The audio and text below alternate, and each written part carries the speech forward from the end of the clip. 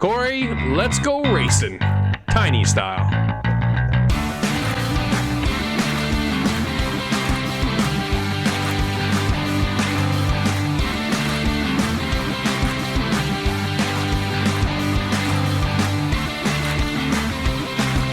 If you're enjoying these videos, make sure you head over to our YouTube at Inside the Game and hit that subscribe button, and make sure you hit that notification bell so you don't miss any of our upcoming videos.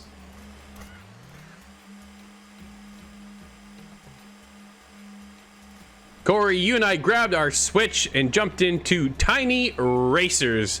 This brings me back to the days of Micro Machines as we grab our little race car and these little miniature tracks and kind of venture out from there. What did you think of Tiny Racers? Well, jumping into this, I got a very Hot Wheels, like you said, Micro Machines vibe. We get 8 different kind of tiny cars to choose from. I mean, they're full size to us because in this game we're actually playing, the tracks are gigantic spaces. We're basically Honey, I Shrunk the Cars, right? I think that's a tagline they even use on their website for this. So it's just one of those things that kind of puts you in the, you're in this huge gigantic world, but you may just be in a bedroom or, in a kitchen or just outside in the garden. But again, it's just kind of the way they implement the tracks into this game is what makes it unique. But there's some rocky areas in this game, and I don't mean just on some of the tracks. I had a tough time with some of the controls, Drew. I found the steering in this game to be ultra sensitive. I don't know about you. Well, so I had a good time. The minute I jumped into the game, I was the art style. I was like, dang, this is cool, right? Yeah. It was really gravitated towards our art style together, Cory. Like you and I both like this kind of style. Oh yeah, for sure. It definitely was. So it started off really strong for me, but then the more I progressed through the game, is like you said, it's kind of when I kind of hit some hiccups or thump or whoomp.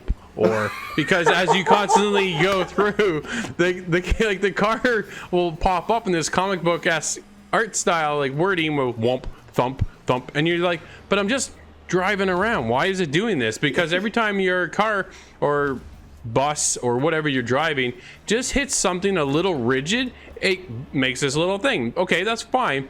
But the problem that I had is that when you're trying to traverse around this track, some of the transitions from it would be something simple from a skateboard to the ground, or from as you go up, you go on from one ledge to the bridge. But when the bridge is off tilter a little bit, when your car hits that, it then sends it into any other section of the track besides forward.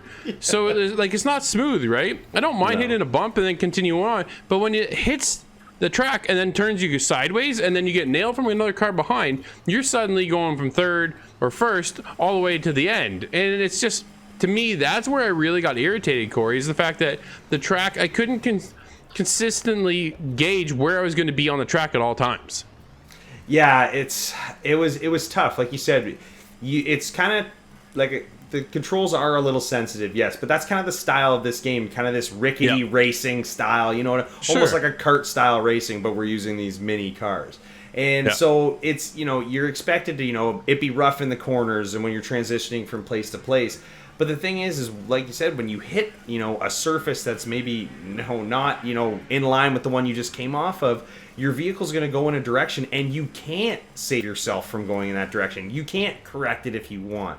So the only thing you're left with doing is I found myself pressing right trigger so many times just to reset my car and get back on the track, just so I didn't have to go through whatever animation was coming if I went off the track or was turned around backwards and couldn't get around. It was just easier to reset and poof, I'm a little bit back on the track, but I'm, headed in the right direction at least. And I don't know, it was difficult in that sense because when you fall behind, it was so hard to catch back up. Man. Even in the easy mode, it wasn't easy to necessarily catch back up unless the cars in front of you were crashing. And I found as I went through the difficulty progression in this game, is the harder it got, it wasn't necessarily that the other cars were faster, they just weren't crashing as much, and I was crashing more. So it was, it's not a good mixture. And so I just ended up finding myself kind of hitting a wall, basically, no pun intended, just not being able to get past certain tracks because even if I was getting clean runs, I was having a tough time passing other cars.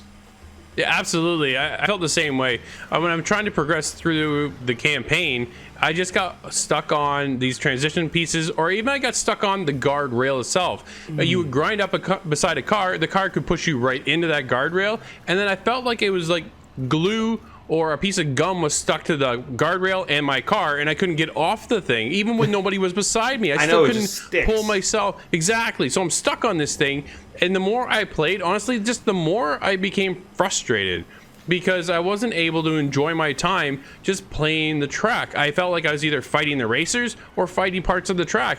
Complicated track is one thing, but when it's not laid out properly, that just ruins it completely. And that's kind of where I felt the further I got on, because when I first started up, man, everything felt so cool. I thought it looked great and run super well on the Switch. Playing that in handheld mode, I thought it was a perfect fit, and I absolutely loved it. But then the more, like I said, the more I played, the more it just got complicated in just certain ways that it shouldn't have been. If it would have stayed with the same formula and how smooth the first couple tracks were, then they wouldn't have a problem. But moving on, there's one hiccup after another, man. I just got frustrated to the point where I had to put it down, and I didn't want to put it down. That's really what frustrated me the most. Yeah, you know what? It was kind of like the hits just kept on coming with this one. Like I wanted to continue to like it. I like racing games. This is definitely just kind of a simple, easy one to jump into. It seemed like it was just going to be, you know, a ton of fun you could jump in and out of, because it has multiplayer and a couple different game modes. Like we're playing a tournament style game mode where you get, you know, an easy circuit, medium, hard, and we go up a few other levels. There's an arcade where you can just jump into any track you've unlocked with any vehicle if you want, which is really nice. And then there's multiplayer. You can play local multiplayer, which is great. But the problem is you can only play 2 players. Like, come on. Like, there's 8 different cars. Like, why can't I have at least 4 players split screen? Especially in a game like this that's so simple. Like, there's no power-ups. There's nothing. It's just the cars and the track.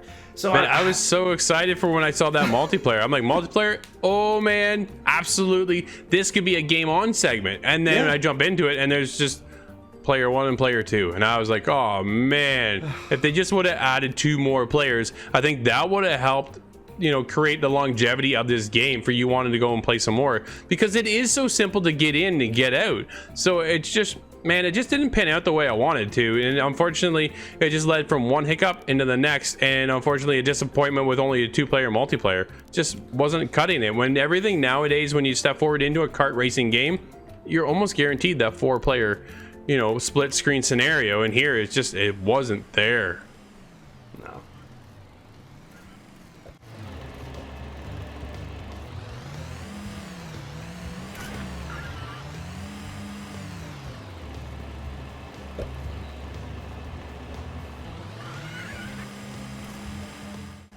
Well, Corey, our time in Tiny Racers, I think, was short-lived just due to hiccups and such. What do you score in this one?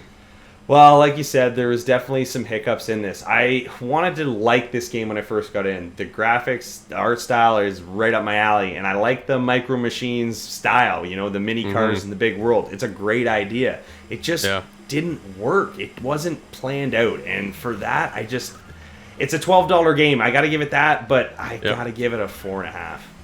Ooh, man, you are definitely a little bit lower than I am. I see where you're coming from. It was just one transition hiccup into the next, stuck on guardrails. The fact that I couldn't even customize my car was a little bit of a disappointment. And then on top of that, multiplayer, just needed 2 more players, man. That could have just increased the value of this game.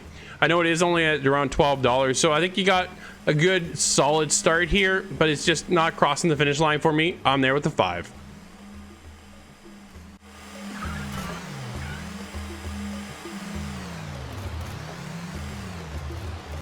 Tiny Racer had a great look and a fun concept with the mini cars in a big world, but there's just too many issues with the cars sticking to the track and the guardrails, and the CPUs being way too aggressive.